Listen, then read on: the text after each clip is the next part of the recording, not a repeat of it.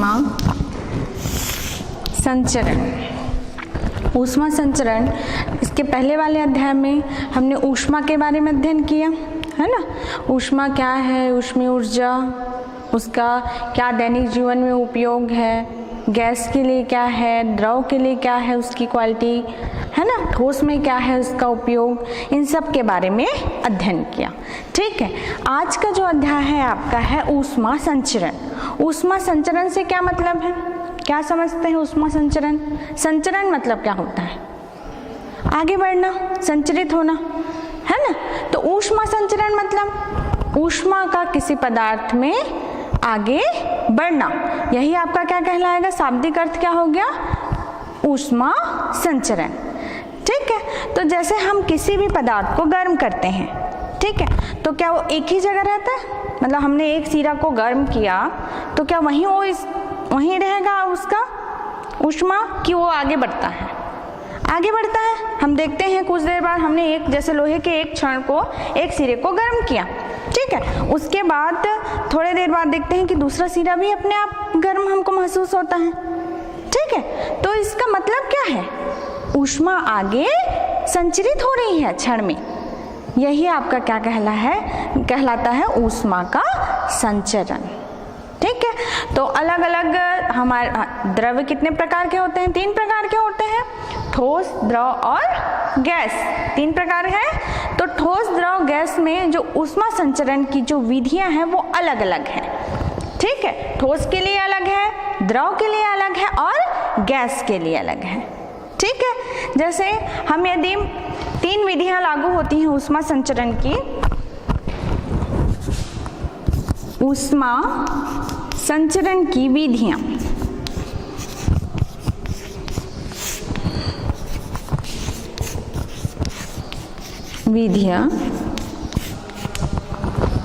पहला है चालन,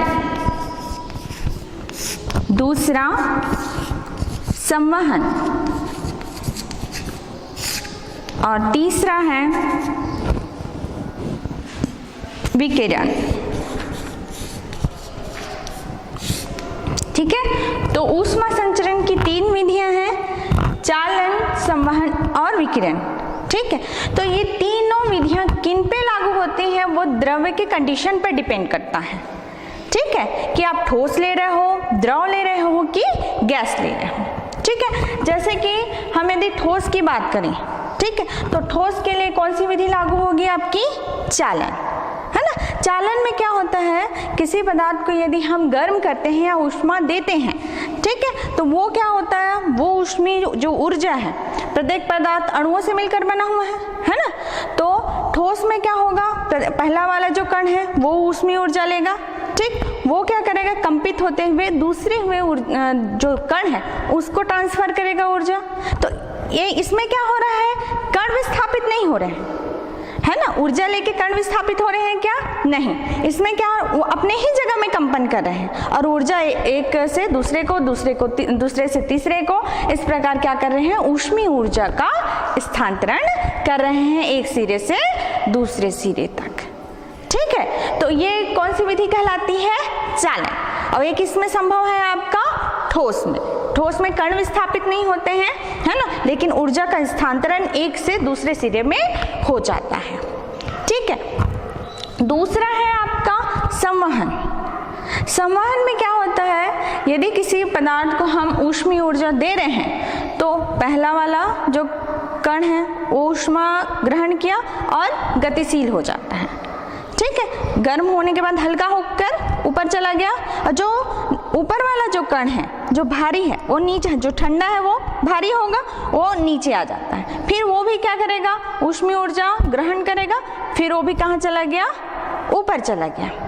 ठीक है, तो इस प्रकार क्या हो जाता है, पूरा जो पदार्थ है या जो भी है आपका क्या है, गर्म हो जाता है।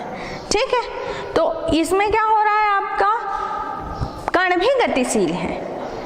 ठीक है, तो ये किस में होता है, द्रव में। द्रव में देखते हैं, जैसे हम पानी को गर्म करते हैं तो पानी गर्म जब होता है ना, तो नीचे वाला जो ऊष्मीय ऊर्जा के संपर्क में पहले आ रहा है वो पहले गर्म होता है और वो कहाँ चला जाता है, ऊपर। फिर जो भारी वाला है कण पानी का वो नीचे आ जाता है।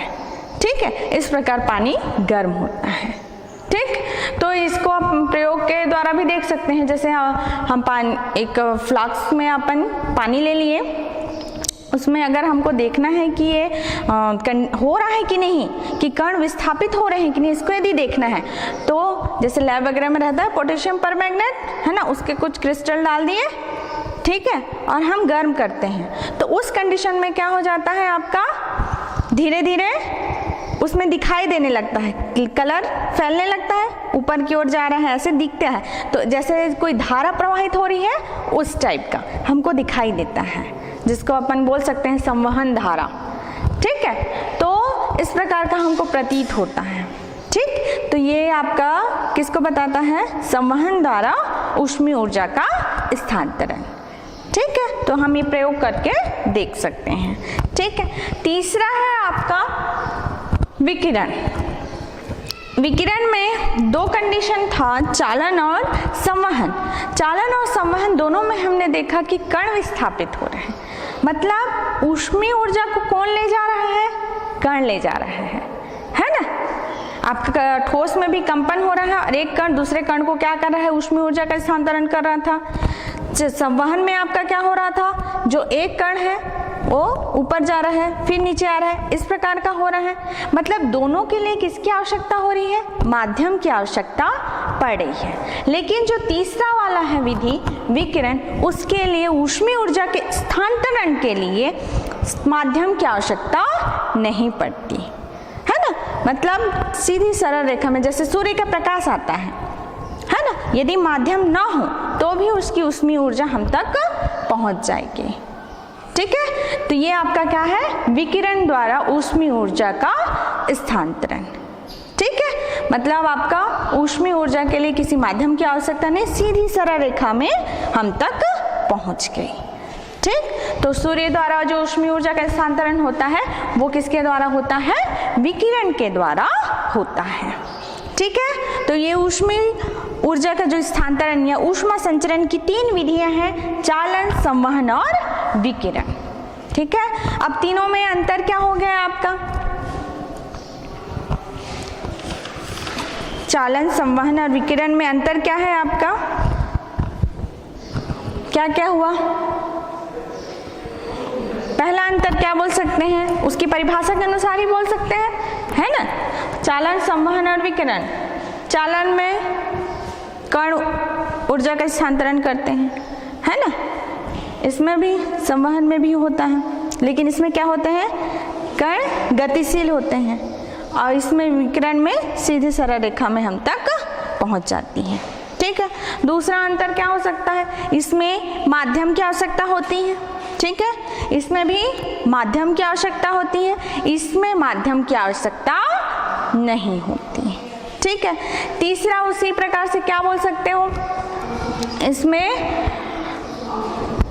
इसमें क्या होता है आपका, जैसे ताप है ना, ताप बढ़ता जाता है, गर्म करोगे तो ताप बढ़ता जाएगा। ठीक है, इसमें भी बढ़ता है, लेकिन इसमें क्या हो जाता है, स्थायी हो जाता है। ठीक है, तो ये थर्ड इसमें अंतर हो गया तीनों के लिए। ठीक है, ये आपका चालन, संवहन और विकिरण। ठीक है, चालन किसके लिए होता है, ठोस के लिए होता है। संवहन किसके लिए है, द्रव, तरल जिसको कहते हैं, है ना, उसके लिए है। और विकिरण किसके लिए है आपका, सूर्य का प्रकाश, है ना, जैसे, या आप किसके लिए बोल सकते हो, गैसों के लिए। ठीक है, तो ये आपका चालन, संवहन और विकिरण। ठीक है, आगे है आपका चालन के बारे में। सबसे पहले आप पहला टॉपिक लेते हैं चालन। चालन के लिए दो दशा होती है, एक परिवर्ती दशा और दूसरा है आपका स्थायी दशा। तो इसके बारे में देखते हैं हम।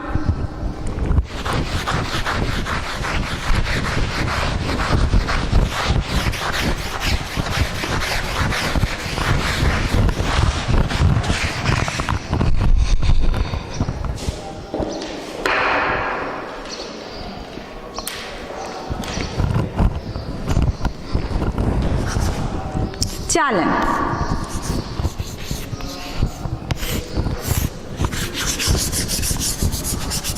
चालन के लिए हम एक ठोस लेंगे, है ना। मान लीजिए आपके पास एक क्षण है,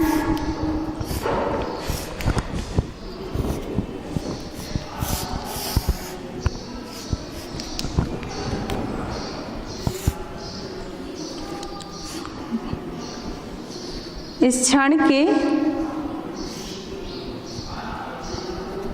मध्य में इस प्रकार के हम छोटे छोटे गड्ढे नुमा कर लेंगे।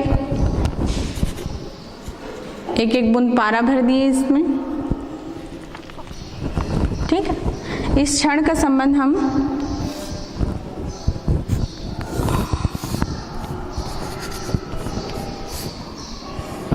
एक ऊर्जा स्रोत से रख देते हैं, जिससे हमको ऊष्मीय ऊर्जा मिल रही है, ठीक है। मान लीजिए आपका भाप हो गया, ये हो गया आपका लोहे का क्षण, ये हो गया लोहे का क्षण। इसके बीच में जो आपने गड्ढानुमा बनाए हैं, है ना, इसके बीच में हम क्या रख देते हैं, एक थर्मामीटर रख देते हैं इस प्रकार से।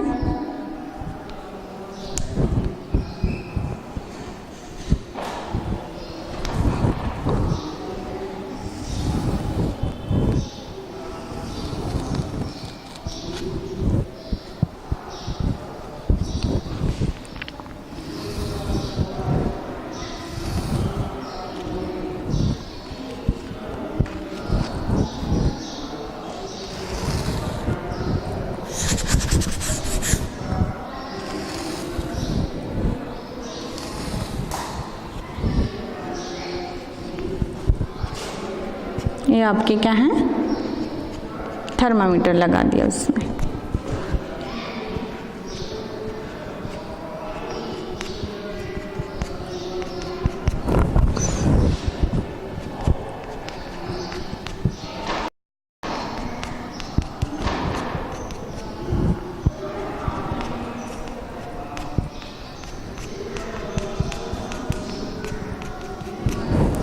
ठीक है, इस प्रकार से हमने क्या रख दिया, थर्मामीटर। अब जैसे ही आपने क्या किया, लोहे का छड़ रखा, उसमें हमने क्या रख दिया है, गहराई करके थर्मामीटर अटैच कर दिया है उसके साथ में आपने उसको भाप कक्ष से, मतलब एक ऐसा ऊष्मा स्रोत प्रदान करने वाला, है ना, जिससे भाप के द्वारा क्या है, ऊष्मा जो आगे लोहे का जो छड़ है उसको स्थानांतरित हो सके, इस प्रकार से अटैच किया है, ठीक है। मान लीजिए थर्मामीटर पहला T1 है, दूसरा T2, तीसरा T3, मान लीजिए T4 है, ठीक है। तो क्या होता है, ये देखा गया है कि शुरू में जैसे ही हम क्या करते हैं, इसको भाप के संपर्क में लाते हैं इस लोहे के छड़ को, ठीक है, तो इस क्या होगा, जो पहला सिरा इसके संपर्क में है वो सबसे पहले गर्म होगा, है ना, और धीरे धीरे हम देखेंगे कि कुछ देर बाद जो ऊष्मा का स्थानांतरण कहाँ तक हो गया है, दूसरे सिरे तक हो गया है, ठीक है। इसका तो सबसे पहले ये वाला सिरा जो गर्म होगा, उसके कारण सबसे पहला वाला जो थर्मामीटर है T1 वो ऊपर की ओर चढ़ेगा, उसका पारा, है ना, उसके बाद आगे बढ़ेगा ऊष्मा, उसके बाद आपका कौन सा थर्मामीटर का पारा चढ़ेगा, दूसरे, उसके बाद तीसरे, उसके बाद चौथे। इस प्रकार जैसे जैसे ऊष्मा का संचरण होने लगेगा छड़ में, जो पारा का स्तर क्या होने लगेगा, ऊपर चढ़ने लगेगा, ठीक है। लेकिन जो पारा का स्तर है सभी में बराबर नहीं होता, है ना, पहले में अलग होगा, दूसरे में अलग होगा, तीसरे में अलग होगा, चौथे में अलग होता है। मतलब अगर ग्राफ प्लॉट करोगे तो इस प्रकार का ग्राफ मिलेगा,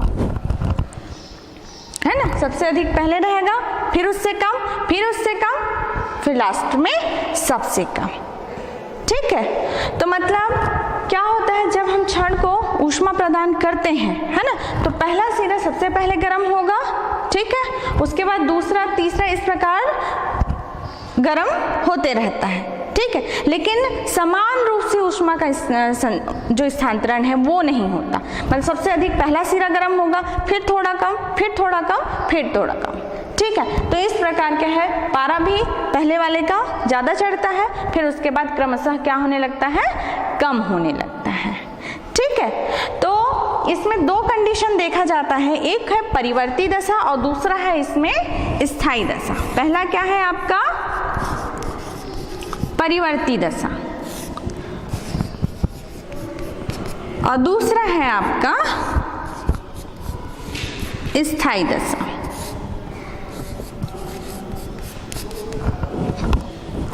ठीक है, तो सबसे पहले अपन देखते हैं परिवर्ती दशा क्या है इसमें। तो इसी क्षण में देखते हैं, शुरू में जब इसको ऊष्मा प्रदान की जाती है तो धीरे धीरे क्रमशः ये आगे गर्म होते जाता है और ऊष्मा का स्थानांतरण होते जाता है। ठीक है, तो फर्स्ट वाला जो शुरू वाला कंडीशन है वो आपका परिवर्ती दशा है। इस स्थिति में जो इसका टेम्परेचर भी है वो भी परिवर्तित होते रहता है ना, मतलब पारा का मान भी जो ऊपर चढ़ने की स्थिति है वो भी क्या होती है, परिवर्तित होती है। दूसरा कंडीशन आपका क्या है, स्थायी दशा। एक स्थिति ऐसी आती है जब पारा का जो लेवल है वो कांस्टेंट हो जाता है और अधिक नहीं बढ़ता, मतलब पूरा जितना ताप पहले को मिलना था मिल गया, दूसरे भाग को मिलना था मिल गया, है ना, मतलब पूरा क्या है, स्थायी अवस्था में आ जाता है। ठीक, मतलब पारा का लेवल क्या हो जाएगा, कांस्टेंट हो जाएगा, अब और ताप नहीं बढ़ेगा। ठीक है, तो ये वाली कंडीशन कौन सी कहलाती है, स्थायी दशा कहलाती है। ठीक है, जब आपका पूरा ताप क्या हो जाएगा, कांस्टेंट हो जाएगा। ठीक है, तो दो दशा है, परिवर्ती दशा और स्थायी दशा। परिवर्ती दशा में क्या होता है, जब क्षण को ऊष्मा दी जाती है तो उस स्थिति में उस क्षण के द्वारा ऊष्मा का अवशोषण होता है। ठीक है, कुछ भाग क्या हो जाता है, संवहन या विकिरण द्वारा क्या, किसमें आपका क्षण किसके संपर्क में है, वातावरण के संपर्क में है, तो कुछ ऊष्मीय ऊर्जा का भाग किसमें चला गया, आपका वातावरण में, और कुछ भाग क्या है, आगे बढ़ गया। ठीक है, आगे के भाग के में संचरित हो गया। ठीक है, तो जो स्थायी दशा है उसमें जो ऊष्मा दे रहे हो, मान लीजिए आप क्यू ऊष्मा इसको प्रदान कर रहे हो, तो उस स्थिति में क्या होगा, आपका जो क्यू ऊष्मा है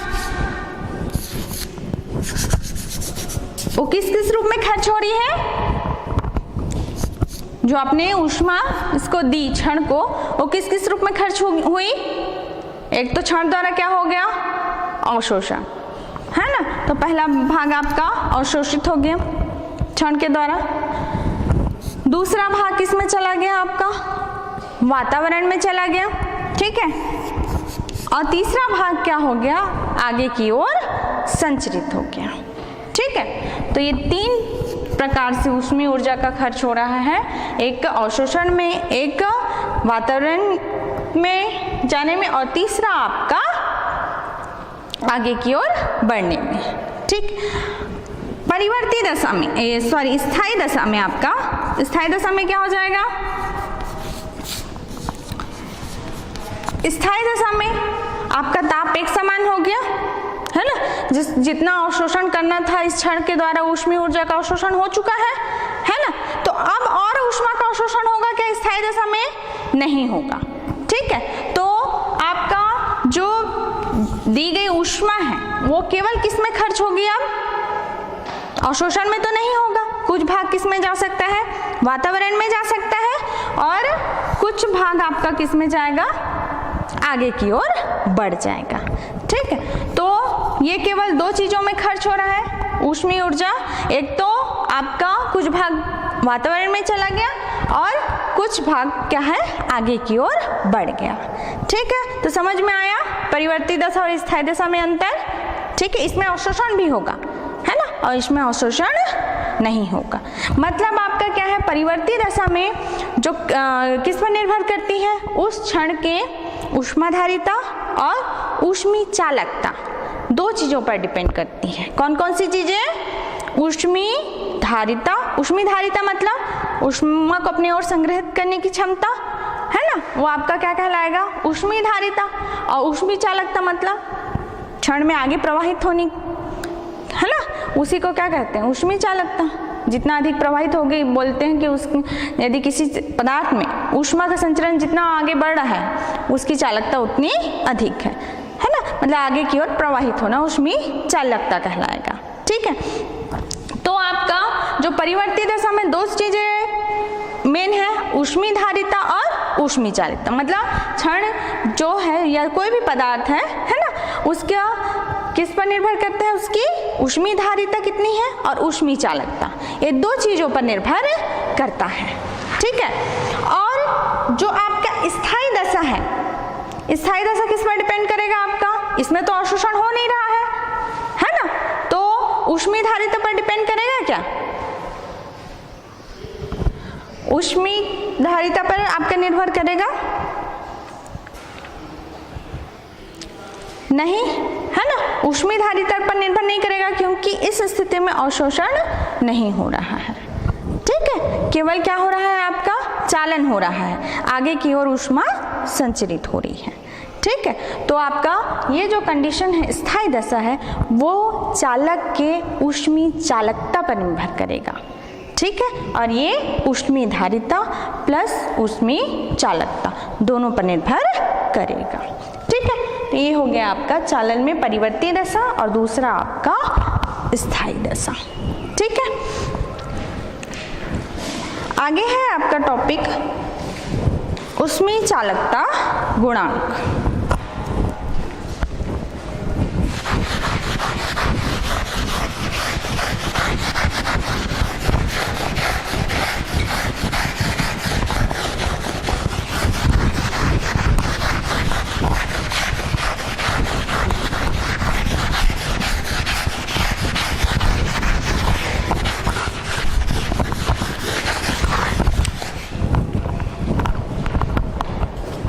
अब हमको निकालना है ऊष्मी चालकता गुणांक। ऊष्मी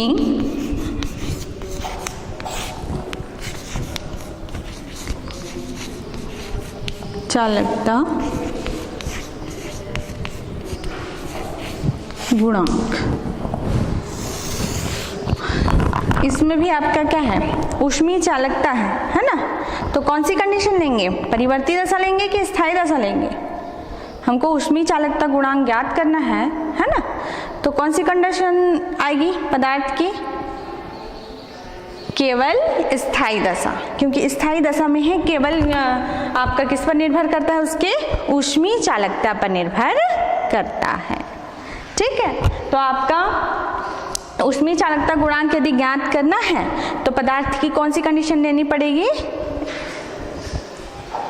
स्थायी, है ना, तो आपका कौन सी कंडीशन होगी, स्थायी दशा।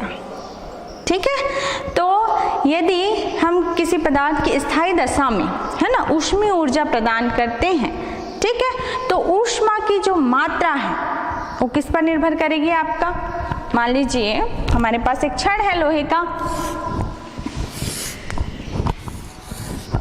ये आपका छड़ हो गया, इसमें अनुप्रस्थ काट का क्षेत्रफल A है।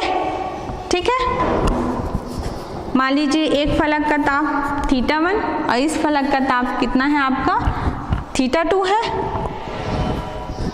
ये वाला A सिरा, ये B सिरा, इन दोनों सिरों के बीच की दूरी आपकी D है।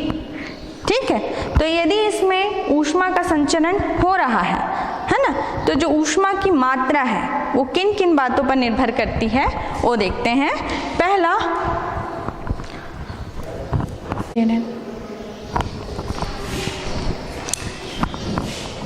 तो आपकी ऊष्मा चालकता गुणांक है ना, इसमें जो ऊष्मी ऊर्जा की जो मात्रा है या ऊष्मा की मात्रा, ऊष्मा की मात्रा ये निर्भर करती है, निर्भर करती है किन किन चीजों पर करेगी। आपके पास क्षण ए भी है ना, इसमें एक तो यहाँ पर ताप, यहाँ का ताप कितना माने थे, θ1, इसका θ2, अनुप्रस्थ काट का क्षेत्रफल A और दोनों सिरों के बीच की दूरी D। तो पहला तो ये किस पर निर्भर करेगा, आपका ऊष्मीय ऊर्जा Q आपका अनुक्रमानुपाती होगा अनुप्रस्थ काट के क्षेत्रफल ए पर। ठीक है, तो पहला आपका किस पर निर्भर करता है, अनुप्रस्थ काट के क्षेत्रफल पर, कि अनुप्रस्थ काट का क्षेत्रफल यदि अधिक है तो ऊष्मीय ऊर्जा की मात्रा भी क्या होगी, अधिक होगी। ठीक है, दूसरा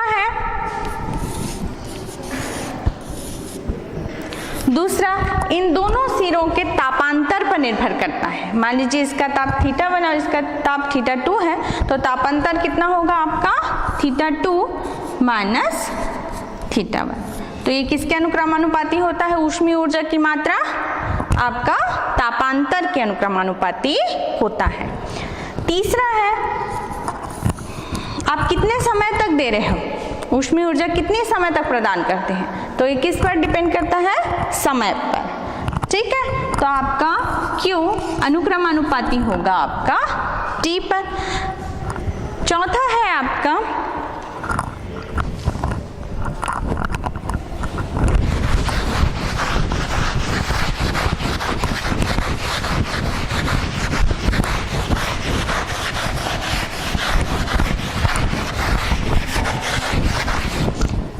चौथा पॉइंट है आपका दोनों सिरों के बीच की दूरी या दोनों फलकों के बीच की दूरी किस पर डिपेंड करेगा, आपका D पे।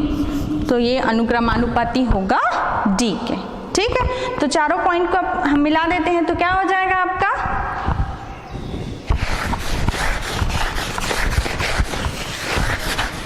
क्या हो जाएगा, Q अनुक्रमानुपाती A, दूसरा पॉइंट क्या था, θ1 माइनस θ2, और थर्ड क्या था आपका, T अपॉन D। सॉरी यहाँ पर मिस्टेक है, व्युत्क्रमानुपाती होता है, D के व्युत्क्रम होता है। ठीक है, तो आपका क्या हो गया, Q अनुक्रमानुपाती A के तापांतर θ1 माइनस θ2 के, ठीक है, और T के समय के, इसके अनुक्रमानुपाती होता है, और D के क्या होता है, व्युत्क्रम होता है। ठीक है, तो ये चार पॉइंट है, इसको हटा दें Q को, अनुक्रमानुपाती के चिन्ह को, तो एक नियतांक लगाना पड़ेगा, है ना।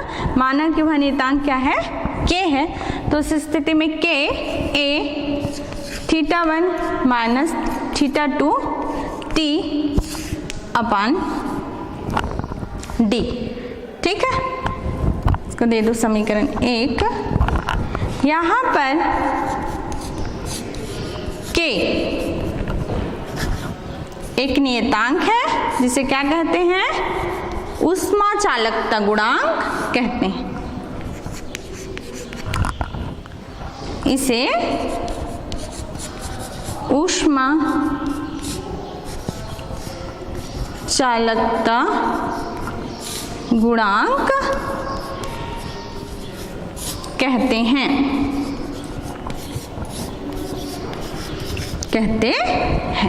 तो यहाँ जो आपने नियतांक लिया है कि वही क्या है आपका ऊष्मीय चालकता गुणांक कहलाता है। ठीक है, इसमें यदि ऊष्मा की दर यदि निकालनी है तो हम T को इधर ले आएंगे समीकरण 1 से, तो क्या हो जाएगा आपका Q upon T equal to K A θ1 minus θ2 upon D। ठीक है, तो ये क्या आपको बताएगा, ये वाला समीकरण ऊष्मा की दर। ठीक है, समय के सापेक्ष है ऊष्मा, तो क्या हो जाएगा ऊष्मा की दर आपका K A θ1 minus θ2 upon D होगा। ठीक है, ये हो गया ऊष्मा की दर। अब यदि हमको ऊष्मा चालकता गुणांक की यदि परिभाषा निकालना है तो क्या करेंगे हम,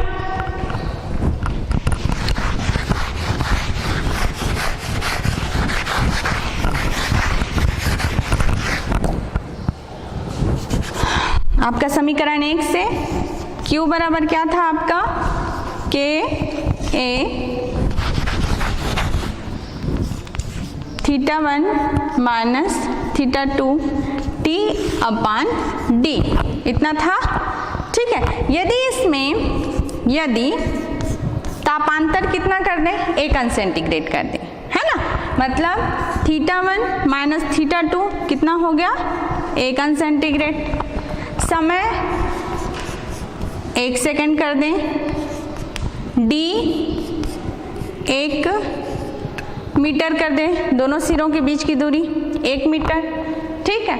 अनुप्रस्थ काट का क्षेत्रफल 1 मीटर स्क्वायर कर दें, ठीक है। तो उस स्थिति में हमारा समीकरण क्या बन जाएगा, हमारा समीकरण हो जाएगा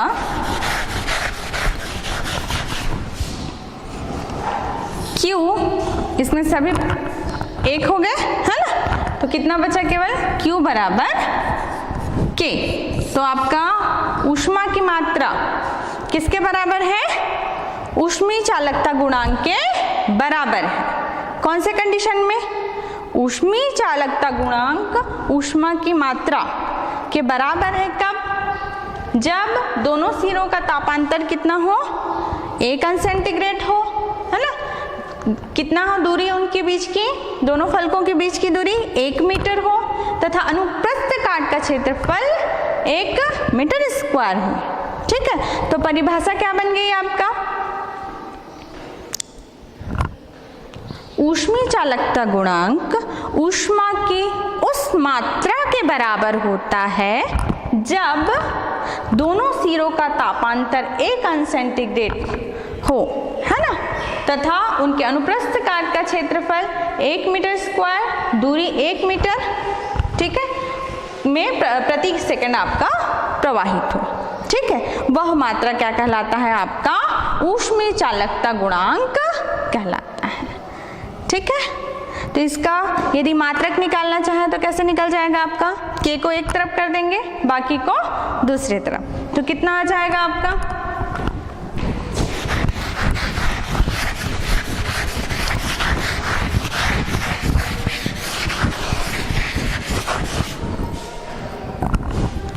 K इक्वल टू क्या हो जाएगा आपका, Q D पान A θ1 माइनस θ2 T, है ना। यहाँ यदि हम MKS में लें, है ना, तो उस स्थिति में क्या हो जाएगा, मात्रक Q के लिए आपका ऊष्मा है, इसका मात्रक क्या होगा, जूल, है ना, D का मीटर, A का मीटर स्क्वायर, थीटा के लिए क्या होगा आपका अनसेंटीग्रेड, और T के लिए सेकेंड, ठीक है। तो यहाँ पर ये इसका भी मात्रक मीटर है और इसका मात्रक क्या है, मीटर स्क्वायर, तो एक कैंसिल हो जाएगा आपका, है ना, तो आपका क्या बन जाएगा, जूल